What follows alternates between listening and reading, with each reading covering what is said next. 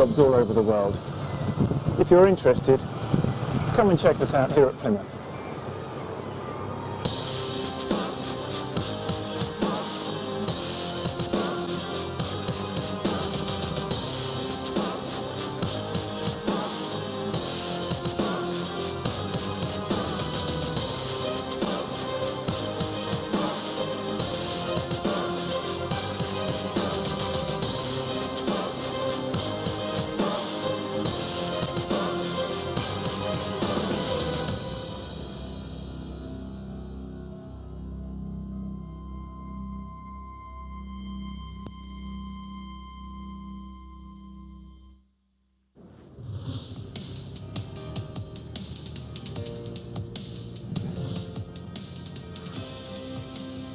Hi, welcome back. I think you have a great idea of what is robotics about and what the program is about. So same thing here in MDIS, we are the only PEI and we are the first PEI in Singapore to bring you this up-to-date and advanced program. So in this program, you not only learn about robotics. The main things you'll also learn about artificial intelligence and machine learning, which are much more needed now in every way of our work life or in any industries. For example, in the medications, medicines, in manufacturing, in the transportations, you all need the artificial intelligence and machine learning professionals to design their network and to design all the new equipment. So we do have the well-equipped laboratories, same as what they have in Plymouth. So we have all these laboratory ready for you because these programs has a substantial hands-on sessions and to implement all the in-depth theoretical and analytical analysis that you have learned through the program. So this is the system that we have here in MDIS, and we are using the industrial-grade robots from Omron's TM5700. So these are the hands-on system that you're going to use to learn in MDIS as well. Right. So during the COVID, we have park safe distancing officers. So how does our park distancing officer look like? So this is it, our park distancing officers. So how they control this? This is all robotics and the machine learnings as well as artificial intelligence and all the programming is inside the robots, and then you remote control it from the workstations. So this is how, and this is now happening in Singapore. So are you ready for this? Right. Apart from this, we are all connected, right? So the core thing is connectivities. So are you safe? Are we safe? A lot of our data, a lot of our informations, they are all safe on the cloud. And all this Internet of Things, they're all connected. So are we safe on the connectivity on the cyber side? On top of cyber, are we safe on ourselves, safe and health and safety when we work, or health of safety of ourselves? Are we safe in this new digital era? To this area, I bring forward two guest speakers, Ms. Christina Rai and Mr. Rosman, which are the industrial experts with 14 years of experience for Ms. Christina, and Mr. Rosman with 22 years of professional experience to share with us what you need to do in the coming, to keep yourself safe.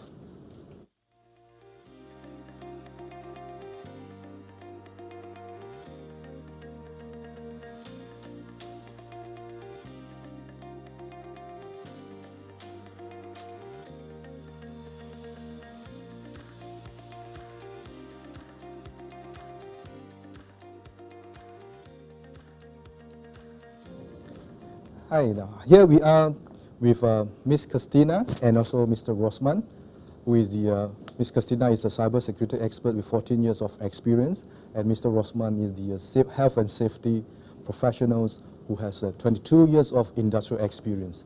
Good afternoon and good evening. Thank you for coming over. Good evening. Right. So I'm going to start with Ms. Christina. So Ms. Christina, as we have mentioned, that connectivity and is very important in our smart city and smart nations. So what are the trends that is important in the cybersecurity now? What are the trends that you're looking at? Okay, thank you for the question, Dr. Tham. Cyber attacks are actually changing nowadays. Cyber attacks are becoming more and more dangerous and highly sophisticated in the past few decades. The cyber threat landscape has also changed. So are the trends also. Now people are more worried about how their visibility is affected by the internet. We all have our Facebook accounts, our Instagram accounts. So people are more worried about their visibility challenge. This gives more opportunity to hackers because they have a larger surface area now. Oh, right. So they can sit anywhere around the world and then attack us, compromise our information. Similarly, you would have heard about farming and phishing attacks. So these phishing and farming attacks are becoming more dangerous and are hitting the headlines. Ransomware has also evolved into doxware now. Oh. Now, hackers, they extort the victims saying that they will leak their information into the dark web.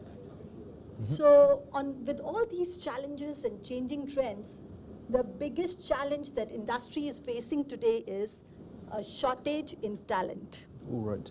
So it seems that there are a lot of challenges that we face today and a lot of threat from the cybersecurity world. So what are the things that we should do to protect ourselves? This is a very good question. I would say that there is no single silver bullet to cybersecurity. Industries are spending trillions of dollars to have a safe culture. As an individual, we should ramp up our efforts. I always tell my students that humans are the weakest link in cybersecurity. We can train machines, but we can not train humans. We have to educate them. So educating humans is what we are doing. So when we come to protecting ourselves, the minimal what we can do is have a long and strong password. Do not share your passwords with anyone. Then on top of it, do not use the same password over different sites on the internet. So Facebook, Instagram, LinkedIn, Twitter, everywhere the same password. So if one is compromised, all your information is compromised. On top of it, you can also have a habit of checking that whatever you are clicking on the internet is safe.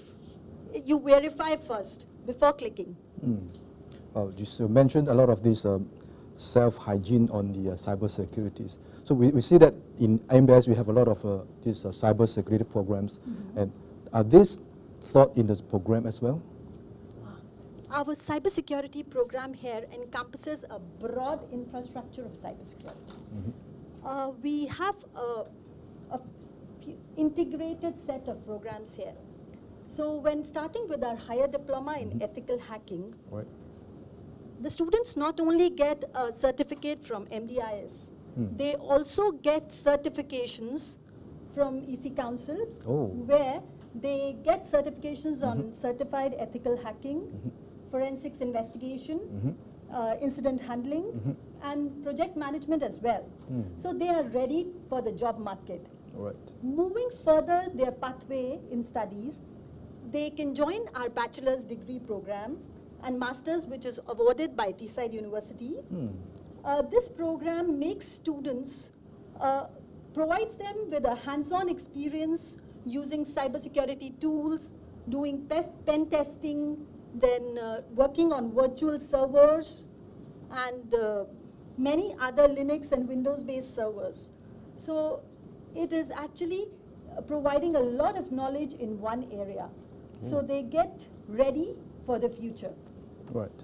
So we have talked about the program, we have talked about all the threats. So what are the job opportunities actually? Because you see there's a lot of threat and they need a lot of professionals. So what are job opportunities, and are these jobs are good? Yes, they are very attractive jobs in the market. The students, when they study cybersecurity programs, they can look for jobs like cybersecurity professionals, like cybersecurity analysts, then specialists, then incident managers, incident handlers. These are only a few to name. Actually, as I already mentioned, the demand is always higher than the supply. Wow. It is said that by 2026 in cybersecurity sector, there'll be a growth by 28%. And the demand will always outweigh supply. So we always have a talent shortage here. So students, when they go out with their degrees, they can look for so many opportunities in the market. Wow, it seems as very, very interesting and very attractive. So if we want to study in your programs, so what are the things that we need to do, or what are the qualifications that you need to enter to the programs? Okay. If anybody is seeking admission into this program, with a higher diploma in the relevant field, they can get a lateral entry into second year bachelor's degree. The second year bachelor's degree, they get a 16 months degree here after second year. Then they can move further down the pathway into their master's program. These are all awarded by TSIDE, which is one of the very good universities in UK. Okay, so thank you very much, Christina, for your sharing on cybersecurity. Thank you, Dr. Tam, for calling me over. Yeah. So next, I'm going to talk about human safety with Mr. Rosman, because health and safety is important, especially now we can see it during the COVID-19 situations. So Mr. Rosman, so do you think now we are in all this smart nation and digitalizations, do you think this will be an impact on this health and safety professionals? Okay, thank you, Dr. Tam, for your question. Let us pause for a while and think. Is there any really impact? Is it positive or negative impact of digitalization on safety landscape, safety domain? Dr. Tam, let me share with you. In fact, there's a paradigm shift. At the initial level, they have this concept of misconception of saying that digitalization doesn't help at all in the safety landscape. They don't believe. They're still in the mindset of the traditional norms of doing inspection in their old ways.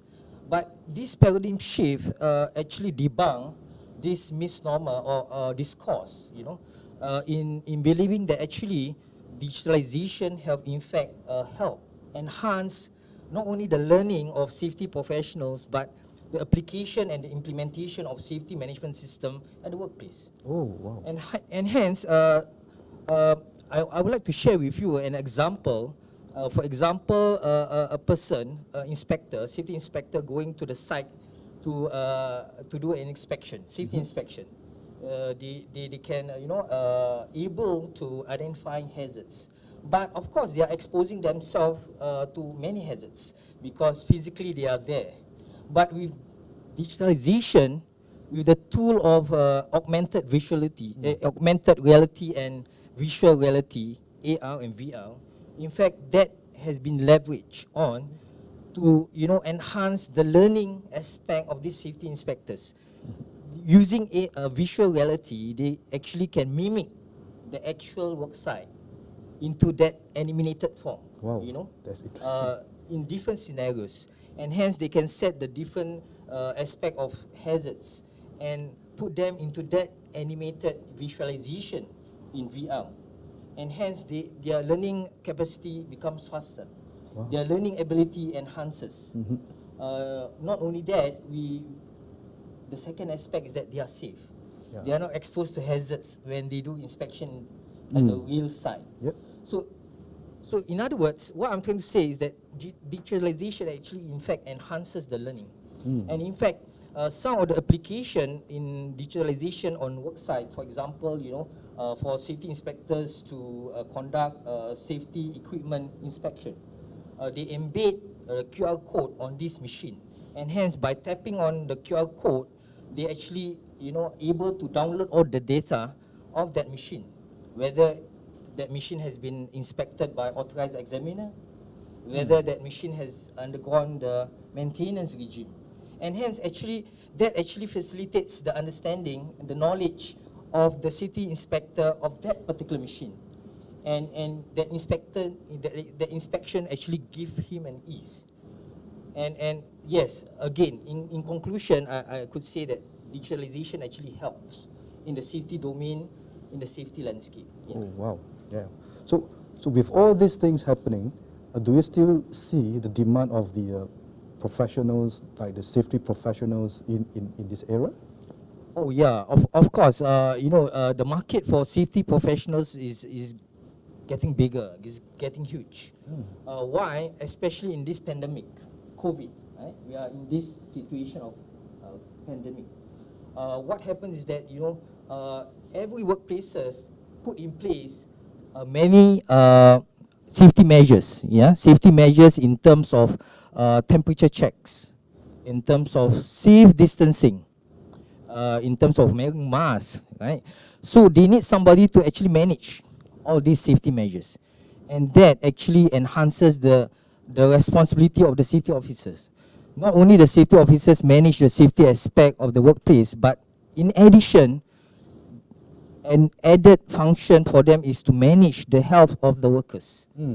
And hence, actually, they are in demand, especially now in COVID, because in Singapore itself, MOM has implemented SMO, Safety Management Officer. So that officer actually is, that responsibility has been given to the safety officer. And they have an added function to that. And of course, the allowance getting more, But what I'm trying to say is there's a demand. Definitely there's a demand. And also, the second demand is because of the legal requirement. With the Workplace Safety and Health Act, it requires the workplace to ensure there's no fatality, there's no accident. And there's accident, the penalties are actually, heavy. For example, jail term for the directors, for the CEO. And hence that actually, make workplaces, directors and CEOs, management, paying more attention to safety. And hence they employ safety officers to give them advice to manage the workplace. That's another aspect of demand because of the legal requirement. All right. So with all the demands in the market, so I see that we have this safety degree program. So do this program provide a good prospect or prepare the students for the job? Oh, okay. For our Safety and Health degree program by Leeds Beckett University, it actually is a good curriculum and syllabus. It occupies three components. One is the safety domain, second is the health domain, and third is the environmental domain. In the safety domain, we teach the student aspect of risk management, organization, safety behavior, and so forth. In the health domain, we teach them not only about health, occupational health disease, but we also teach them about economics. And we give enhanced, relevant assignments to them. For example, the recent assignment in economics module, which I'm teaching, we give an assignment to the students pertaining to working at home. Because most of the workplaces encourage workers to work at home. And they work at home, they bring their laptops, their PCs at home, and there's economic issues. And hence, actually, my assignment actually mimics the reality of life. So actually, when they learn, they can apply in their daily life, in terms of the safety measures when working at home. And the third aspect of my degree program in Leeds Beckett, they learn environmental. And environmental, there is a component of practical session. Practical session, they will do some lab tests on air pollution, water pollution, land contamination. So they actually enhances their capacity in these three domains. So yes, of course, there is prospect because this degree is accredited by Ministry of Manpower. They can become a safety officer, registered. And secondly is IOSH accredited. And this IOSH accreditation is important when you want to work overseas. In Middle East, for example, they need IOSH accreditation even in the region, in Malaysia, in Thailand, they need this IOSH accreditation. So this degree is very beneficial, not only in Singapore, if you want to find jobs, but overseas. Oh, so it seems that there are a lot of opportunities, a lot of jobs awaiting for the safety officers. So lastly, if you want to come to the program, so what are the requirements that a student need to be accepted to be into the program? Okay, the basic requirement, now we have this top-up level 5 and level 6. It's a top-up degree program. One of the basic requirements is to actually have WSQ level B, Advanced Certificate in Workplace Safety and Health, with an added requirement of English pass in O-level. Yeah? If they want to jump into the third year with 18 months study instead of 24 months study, the requirements is level C, a specialized diploma in workplace safety and health. So if they have this qualification, they can enter at level 2, second year and third year. Next year, we are opening up for more. For level 4, it actually, the requirements is diploma in engineering and science and related qualifications, and or A level. So we are opening up at the front, the first year. Oh, okay. First year is opening up for the A level and diploma holders. Yeah, that's good. So we can have more safety officers. So upon completion of their degree, is there any pathway or further studies you provided to them? Yeah, of course. The next progression is masters in health and safety. It's also issued by Leeds Beckett University and is accredited by IOSH. And this masters, the component is at a higher level, at level 7. They learn more sophisticated risk management program. They learn more advanced stage of ergonomics. And also, the most important part of this master's program, let me share with you, is the research. Because it's going to be an intensive and vigorous research. So it actually enhances the person's research capacities and competencies. That research, they need to produce about a dissertation of 10,000 to 12,000 words. And we have qualified supervisors to guide them so that they have a good learning curve from all our competent, qualified supervisors who are going to guide them in their research project. So the cornerstone of my master's program is actually the research component. Oh, yeah. Right. So that make the program more sellable, and the students will have more knowledge on their individual research, right? Yes, definitely. Okay. Thank you, Mr. Rosman, for your sharings. So we have heard enough from our lecturers and the professionals. So let us now proceed to what the students are talking about and what the students feel when they complete the programs and they move forward in their career.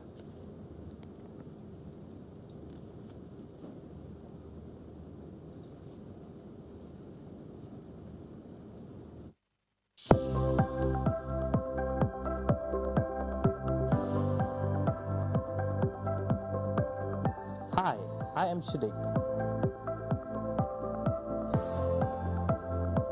Hi, I am Nadan.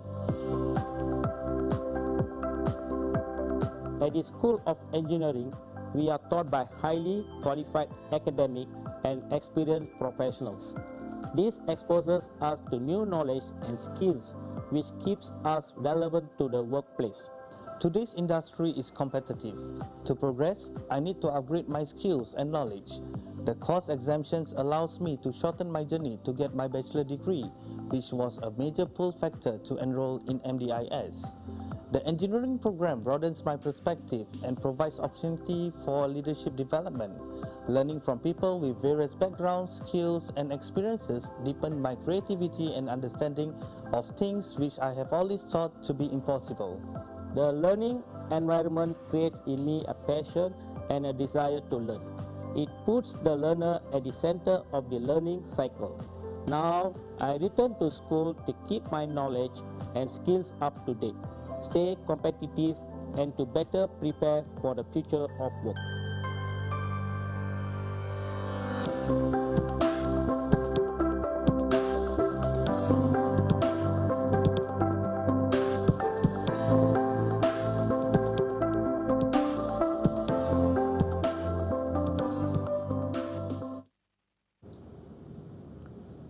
So as you see, as we are progressing towards the smart nations, and the most important part of a smart nation is the smart citizens.